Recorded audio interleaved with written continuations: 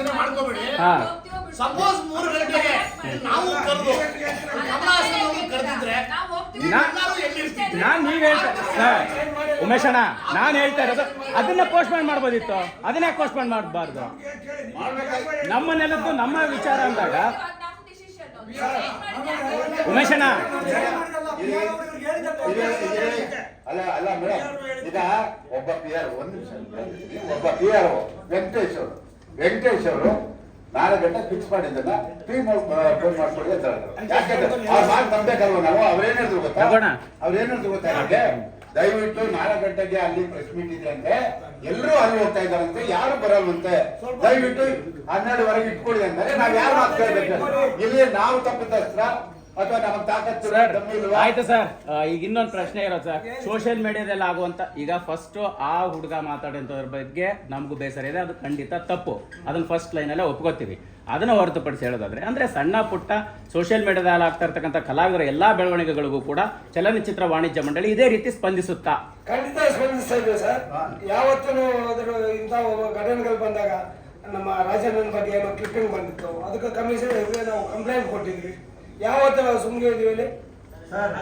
Theatre ಸಿಕ್ಕಿರೋ ಸಾಕಷ್ಟು ಸಿನಿಮಾಗಳು ಒದ್ದಾಡ್ತಾ ಇದ್ದಾರೆ ಸರ್. ಯಾವತ್ತಾದ್ರೂ ಥಿಯೇಟರ್ ಸಮಸ್ಯೆ ಆಗಿದೆ ಅಂತ ಇಂತ ಒಂದು ಚಿಕ್ಕ ಸಿನಿಮಾಗಾಗ್ಲಿ ದೊಡ್ಡ ಸಿನಿಮಾಗಾಗ್ಲಿ ಸಮಸ್ಯೆ ಆಗಿದೆ?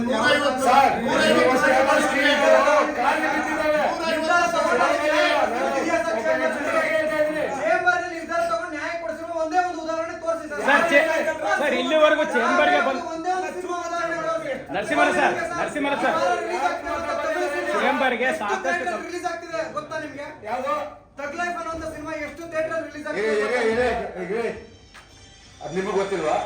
ನಿಮಗೆ ಗೊತ್ತಿಲ್ವಾ? ನಮ್ಮ ಕೆಲಸನ ಸರ್ ಅದು? ಅಲ್ಲ ನಿಮಗೆ ಗೊತ್ತಿಲ್ವಾ ಅದು? ನನ್ನ ಕೆಲಸನ ಸರ್ ನಿಮಗೆ ಗೊತ್ತಿಲ್ವಾ ಅದು? ನಿಮಗೆ ಗೊತ್ತಿಲ್ವಾ ಅದು? ನನ್ನ ಕೆಲಸ ಅಲ್ಲ ಇವತ್ತಿನ ದಿವಸ ಅದಕ್ಕೆ ಆಗುವಂತದ್ದು ಮೀಡಿಯಾ ಕೆಲಸ ಅಲ್ಲ. ನಾನು ಹೇಳ್ತೀನಿ ಕೇಳ್ರಿ, ಅದು ಮೀಡಿಯಾ ಕೆಲಸ ಮಾಡ್ತಿದೆ ಸರ್. ನಾನು ಹೇಳ್ತೀನಿ ಕೇಳಿ, ನನ್ನ ಕೆಲಸ ನಾನು ಹೇಳ್ತೀನಿ ಕೇಳಿ. ಇದು ಮಾತ್ರ ಸಂಸ್ಥೆ ಅಂತ ವಾಣಿಜ್ಯ ಮಂಡಳಿ ಕೇಳಿಸ್ಕೊಳ್ಳಿ ಸರ್. ಒಂದ್ ನಿಮಿಷ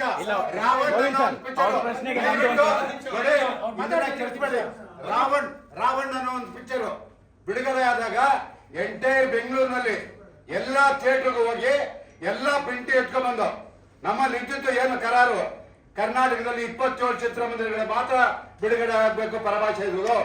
2ನೇ ವಾರ ಆದ್ಮೇಲೆ ಬೇರೆ ಹೋಗ್ಬೇಕು. ನಾನು ವಿಷಯಕ್ಕೆ ಬರ್ತೀನಿ, ದಯವಿಟ್ಟು ಯಾರೋ ಇದನ್ನ ಡಿಸ್ಟರ್ಬ್ ಮಾಡಬೇಡಿ.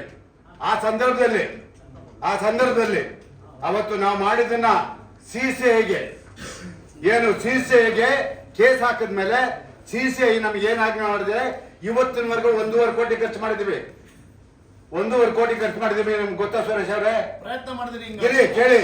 ನಮ್ಮವ್ರು 2-3 ಜನ ಹೋಗಿ ಪ್ರತಿ ವಾರ ಕೇಳಿಸ್ಕೊಳ್ಳಿ, ಪ್ರತಿ ವಾರ ಡೆಲ್ಲಿ ಕೋರ್ಟ್ ನಲ್ಲಿ ಅಲಿತಾ ಇದ್ದಾರೆ. ಯಾಕೆ ಅಂತ ಹೇಳಿದ್ರೆ ಇಡೀ ಭಾರತದಲ್ಲಿ ಯಾರು ಯಾವುದೇ ಕಾರಣದಲ್ಲೂ ಬಿಸ್ನೆಸ್ಗೆ ತೊಂದರೆ ಮಾಡಬಾರ್ದು, ಅವರವ್ರ ಬಿಸ್ನೆಸ್ ಅವರು ಮಾಡಬೇಕು. ಇದನ್ನ ಮಾಡಿದ್ದು ತಪ್ಪು ಅಂತ ಹೇಳ್ಬಿಟ್ಟು ಇವತ್ತು ನಮ್ಮ ವಾಣಿಜ್ಯ ಮಂಡಳಿಯ 3 ಜನ ಅವತ್ತಿನ ಪದಾಧಿಕಾರಿಗಳ ಮೇಲೆ ಕೇಸ್ ಆಗಿದೆ. 1.5 ಕೋಟಿ 1.25 ಕೋಟಿ ಇಲ್ಲಿವರೆಗೂ ನಾವು ಖರ್ಚು ಮಾಡಿದ್ದೀವಿ. ನೀವು ಯಾವ ಮಧ್ಯ ಪ್ರವೇಶ ಮಾಡಬಾರ್ದು ಅಂದ್ಮೇಲೆ ಕೋರ್ಟ್ ತಾಕೀತು ಮಾಡಿದ್ಮೇಲೆ ನಾವು ಕೋರ್ಟ್ ತಲಬೇಕಬೇಕಾ ಬೇಡವಾ? ಇದು ನಮ್ಮನ್ನ ಕಾಡ್ತಾ ಇರೋದು ಸತೀಶ್, ಅದನ್ನ ಅರ್ಥ ಮಾಡ್ಕೊಳ್ಳಿ. ಆಯ್ತು ಸರ್. ಈಗ ಸರ್ ಬೇರೆ ಯಾವ ರಾಜ್ಯದಲ್ಲಿ ಸರ್ ನಮ್ಮ ಕನ್ನಡ ಬೇರೆ ರಾಜ್ಯದಲ್ಲಿ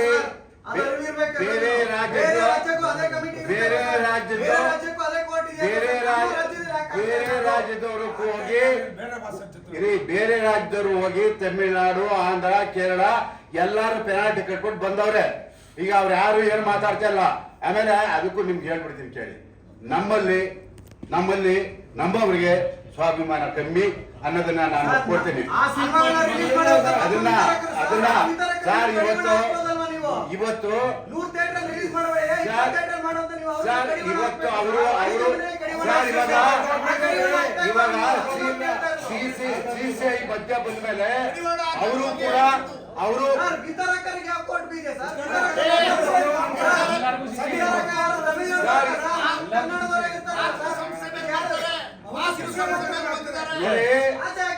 ನೋಡಿ ಇದನ್ನ ಬೇರೆ ಬೇರೆ ಪೂರ್ವಾಪರ ತಿಳ್ಕೊಳ್ದೇನೆ ದಯವಿಟ್ಟು ಇವತ್ತೇನ್ ಕರೆದಿದ್ರು ಈ ಒಂದು ಪತ್ರಿಕಾಗೋಷ್ಠಿಗೆ ಇದು ಮಾಡಬೇಡಿ. ಇವತ್ತು ಪೂರ್ತಿ ತಿಳ್ಕೊಂಡು ಮಾತಾಡಿ. ನಾನು ಒಪ್ಕೋತೀನಿ. ಸತೀಶ್ ಅವ್ರಿಗೊಂದು ಕೇಳ್ತೀನಿ ನಾನು. ಈಗ ನಮ್ಮ ಎಕ್ಸಿಕ್ಯೂಟಿವ್ಗಳಿಗೆ ಯಾರು ಸ್ಪಂದಿಸ್ತಾ ಇಲ್ಲ, ಯಾವ್ದು ತೀರ್ಮಾನ ಮಾಡಿಲ್ಲ ಅಂತ ಕೇಳ್ಕೊಟ್ಟಿದ್ರಿ ಅಲ್ವಾ? ನಮ್ಮ ಮೀಡಿಯಾದವರು ಒಂದು ಕನ್ನಡ ಸಿನಿಮಾ ರಿಲೀಸ್ ಆದ್ರೆ ಎಷ್ಟೊತ್ತು ತೋರಿಸ್ತೀರಾ ಸರ್? ಅದೇ ಬೇರೆ ಲ್ಯಾಂಗ್ವೇಜ್ ಗಳಾದ್ರೆ 24 hours ಹಾಕ್ಬಿಡಿದ್ದೀರಾ ಟೈಮಿಂಗ್ ಅಂತ.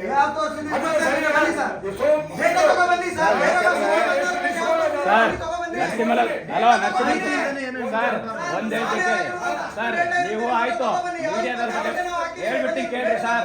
ಮೀಡಿಯಾದವ್ರ ಬಗ್ಗೆ ಪ್ರಶ್ನೆ ಮಾಡ್ತಿದ್ರಲ್ಲ, ಯಾವ ಸಿನಿಮಾ ಟೀಮ್ಗಳು ಸರ್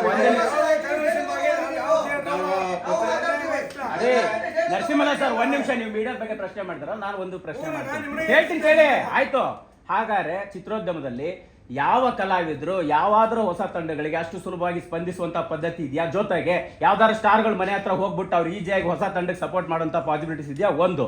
ಹಾಗಾದ್ರೆ ನೀವೇನಾದ್ರು ಚಲನಚಿತ್ರ ವಾಣಿಜ್ಯಂನಲ್ಲಿ ಸ್ಟಾರ್ಗಳನ್ನ ಕೇಳಿ ನೀವು ಮಾತನಾಡಿಸುವಂತಹ ಸಾಧ್ಯತೆಗಳು ಮಾಡಿದೀರಾ?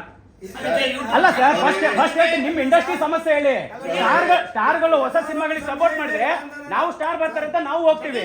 ಕೆಲವು ಸಿನಿಮಾಗಳು ನೋಡೋಕೆ ಸಾಧ್ಯತೆಗಳಿರಲ್ಲ, ಕೆಲವು ಸಿನಿಮಾಗಳಿಗೆ ನಾವು ಸ್ಪಂದಿಸೋಕೆ ಸಾಧ್ಯತೆ ಇರಲ್ಲ ಅಂತ ಮಾಡಿಲ್ಲ. ಓಪನ್ ಆಗಿ ಚರ್ಚೆ ಆಗ್ಲಿ. ನೀವು ಮಾಧ್ಯಮನ ಪ್ರಶ್ನೆ ಮಾಡಿದ್ರಲ್ಲ, ನಾವು ಮಾಡಕ್ ಆಗಿಲ್ಲ ಸರ್. ಕಾರಣ ಹೇಳ್ತೀವಿ, ಮಾಡ್ಬಾರ್ದಂತ ಇಲ್ಲ ಸರ್. ನಾವು ರೀಸನ್ ಹೇಳ್ತಾ ಇದೀನಿ ರೀ ಸ್ವಾಮಿ. ರೀಸನ್ ಯಾಕೆ ಮಾಡ್ತಾ ಇಲ್ಲ ಕೇಳಿ, ಅದಕ್ಕೆ ಉತ್ತರ ಕೇಳಿ. ಯಾಕೆ ಮಾಡಿಲ್ಲ ಅನ್ನೋದು ರೀಸನ್ ಹೇಳ್ತೀವಿ ಸರ್. ಒಂದ್ ನಿಮಿಷ ಸರ್, ನಾನು ಹೇಳೋದು ಕೇಳಿಸ್ಕೊಳ್ಳಿ. ನೀವ್ ಹೆಂಗ್ ಪ್ರಶ್ನೆ ಮಾಡಿದ್ರೆ ನಾನು ಅದಕ್ಕೆ ಉತ್ತರ ಕೊಡ್ತೀನಿ, ಅದನ್ನ ಕೇಳಿಸ್ಕೊಳ್ಳಿ. ಉತ್ತರ ಕೇಳಿಸ್ಕೊಳ್ಳಿ ಸರ್. ಫಸ್ಟ್ ನೀವು ಉತ್ತರ ಕೇಳಿಸ್ಕೊಳ್ಳಿ ಸರ್. ನೀವ್ ಹೆಂಗ್ ಪ್ರಶ್ನೆ ಮಾಡಿದ್ರೆ ಅದಕ್ಕೆ ಉತ್ತರ ಕೇಳ್ತೀನಿ, ಕೇಳಿಸ್ಕೋಬೇಕು. ಉತ್ತರ ಕೇಳಿಸ್ಕೊಳ್ಳಿ. ನೀವ್ ಪ್ರಶ್ನೆ ಮಾಡಿದ್ರೆ ನಾನು ಉತ್ತರ ಕೊಡ್ತೀನಿ, ಉತ್ತರ ಕೇಳಿಸ್ಕೊಳ್ಳಿ. ಒಂದ್ ನಿಮಿಷ ನೆನ್ಪಿಟ್ಕೊಳ್ಳಿ. ಸರಿ, ನಾವು ಸಪೋರ್ಟ್ ಮಾಡಿಲ್ಲ. ಯಾಕೆ? ಕೆಲವು ಸಿನಿಮಾಗಳು ನಮಗೆ ಸಪೋರ್ಟ್ ಮಾಡೋಂತ ಕಂಟೆಂಟ್ ಇರಲ್ಲ. ಕೆಲವು ಸಿನಿಮಾಗಳಲ್ಲಿ ಸ್ಟಾರ್ ಕಾಸ್ಟ್ ನಮಗೆ ಕಂಟೆಂಟ್ ಮಾಡೋಂಥ ಸಾಧ್ಯತೆಗಳಿರಲ್ಲ. ಇನ್ನ ಕೆಲವು ಸಿನಿಮಾಗಳಿಗೆ ಸ್ಪಂದಿಸೋಕೆ ಅವ್ರು ಯಾರು ನಮ್ಮನ್ನ ಕೇಳ್ಕೊಂಡಿರಲ್ಲ. ಅವುಗಳ ಬಗ್ಗೆ ನಮಗೆ ಮಾಹಿತಿನೇ ಇರಲ್ಲ. ಸೊ ಇಷ್ಟೆಲ್ಲ ಸಮಸ್ಯೆಗಳ ನಡುವೆ ಕೆಲವು ಮಾಡಿರಲ್ಲ, ಒಪ್ತೀನಿ. ನೀವು ಚಲನಚಿತ್ರ ವಾಣಿಜ್ಯ ಮಂಡಳಿ ಏನ್ ಮಾಡಿದ್ರೆ ಸಿನಿಮಾ ಸಪೋರ್ಟ್ ಅಲ್ಲ ಹೇಳ್ರಪ್ಪ, ಹೌದಾ? ಬೇರೆ ರೀಸನ್ ಇದೆಯಾ? ನೀವು ಎಷ್ಟು ಹೊಸ ಸಿನಿಮಾಗಳಿಗೆ ಬಂದು ಸಪೋರ್ಟ್ ಮಾಡಿದ್ದೀರಾ ಸರ್? ನೀವು ಎಷ್ಟು ಹೊಸ ಸಿನಿಮಾಗಳಿಗೆ ಬಂದು ಸಪೋರ್ಟ್ ಮಾಡಿದ್ದೀರಾ? ಸಮಸ್ಯೆಗಳು ಹೇಳ್ತಾ ಇದ್ರಲ್ಲ, ಅದೇ ಎಕ್ಸಿಕ್ಯೂಟಿವ್ ಲೈನ್ ಅಲ್ಲೂ ಸಮಸ್ಯೆಗಳಿದೆ ಸರ್. ಅರೆ ನೀವು ಸಮಸ್ಯೆ ಹೇಳಿದ್ದಾಯ್ತು, ನೀವು ಸಪೋರ್ಟ್ ಮಾಡಿದ್ದೇಳಿ. ನೀವೇನಿದೆ 4 ತಿಂಗಳಿಂದ ಸಿನಿಮಾ ಇಲ್ಲ, ಯಾವ ಜನ ಬರ್ತಾರೆ ಥಿಯೇಟರ್ಗಳಿಗೆ? ಅದಕ್ಕೆ ಏನ್ ಮಾಡಿದಿರ? ಹಾಗಾದ್ರೆ ಅದಕ್ಕೆ ನೀವೇನ್ ಮಾಡಿದಿರಾ? ಅದಕ್ಕೆ ನೀವೇನ್ ಮಾಡಿದಿರ ಸರ್? ನೀವು ಸರಿ ಮಾಡಿದ್ರೆ ನಾವು ಸಪೋರ್ಟ್ ಮಾಡ್ತೀವಿ. ಸರಿ ಮುಗಿಸ್ಕೊಳಪ್ಪ, ಆಯ್ತು ಅಷ್ಟೇ. ಅದಕ್ಕೆ ಕೇಳಿದ್ರಲ್ಲ, ನೀವು ನಮ್ಮ ನಿರ್ಮಾಪಕರು ಒಂದು ಕಂಪ್ಲೇಂಟ್ ಇದೆ. ಏನಂದ್ರೆ ನಿಮ್ಗೆ ಕಮರ್ಷಿಯಲ್ ಕೊಟ್ರೆ ಮಾತ್ರ ನೀವು ಪ್ರಚಾರಗಳು ಮಾಡ್ತೀರಾ ಅನ್ನೋದು ಸುಮಾರು ಜನ ನಿರ್ಮಾಪಕರು. ಯಾರು ಹೇಳವ್ರೆ? ಸುಮಾರು ಜನ. ನೀವು ಸುಮ್ನೆ ಗಾಳಿ ಗುಂಡುಡೆ ಕೆಲಸ ಬೇಡ ಸರ್. ಗಾಳಿ ಗುಂಡುಡೆ ಕೆಲಸ ಇಲ್ಲದೆ ರೇ ಪ್ರವೀಣ್ ಸರ್ ಒಂದ್ ಹೇಳ್ತೀನಿ. ಚಲನಚಿತ್ರ ವಾಣಿಜ್ಯ ಮಂಡಳಿಲಿ ಒಂದು ಟೈಟಲ್ ರಿಜಿಸ್ಟ್ರೇಷನ್ ಆಗ್ಬೇಕಂದ್ರೆ ಒಬ್ಬ ಪ್ರೊಡ್ಯೂಸರ್ ಬಂದು ಸುಮ್ಮನೆ ಸಿನಿಮಾ ಮಾಡ್ತಾರ? ಒಂದು ಪ್ರೊಸೀಜರ್ ಇದೆ. ಆ ಮಿನಿಮಮ್ ಪ್ರೊಸೀಜರ್ ಎಲ್ಲದರಲ್ಲೂ ಇರುತ್ತೆ. ಅದನ್ನ ಹೊರತುಪಡಿಸಿ ನಾವು ಸಪೋರ್ಟ್ ಮಾಡಿರ್ತೀವಿ. ಇದನ್ನ ಹೇಳ್ತೀನಿ ನಮ್ಮ ಚಾನಲ್ಗಳಿಗೆ. ನಮ್ಮ ನಿರ್ಮಾಪಕರ ವಲಯದ ಒಬ್ಬ ದಯಾಳ್ ಪದ್ಮನಾಭನ್ ಅವರು ಕರೆದಂತ ಪತ್ರಿಕಾಗೋಷ್ಠಿಗೆ 3 ಜನ ಕೂಡ ಇರ್ಲಿಲ್ಲ.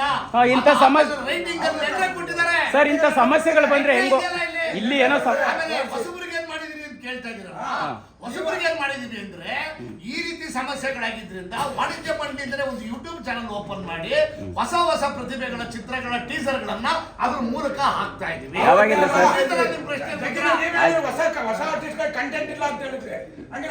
ಇಲ್ಲ ಅಂತ ಹೇಳ್ತಾರೆ ಸರ್. ಕೆಲವು ಎಲ್ಲದಕ್ಕೂ ಒಂದು ಅರ್ಥ ಇರುತ್ತೆ, ಕೆಲವು ಅಂತ ಇರುತ್ತೆ.